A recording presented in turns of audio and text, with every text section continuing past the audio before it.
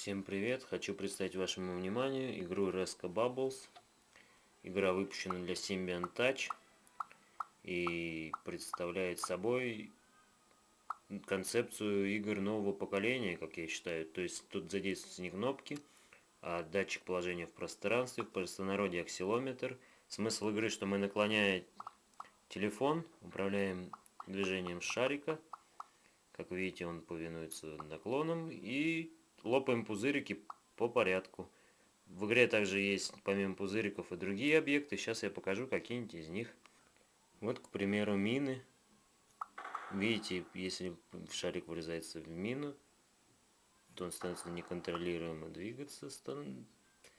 В общем, игра интересная, тут множество уровней, они, правда, требуют усидчивости и терпения, потому что одна неверная ошибка, и начинаешь все заново, но зато это действительно интересная игра, очень нова по своей концепции, как я уже говорил. И если у вас есть Nokia 5800 или же и какой-нибудь ее собрат по Symbian Touch, то я считаю, что она должна быть обязательно в вашей коллекции.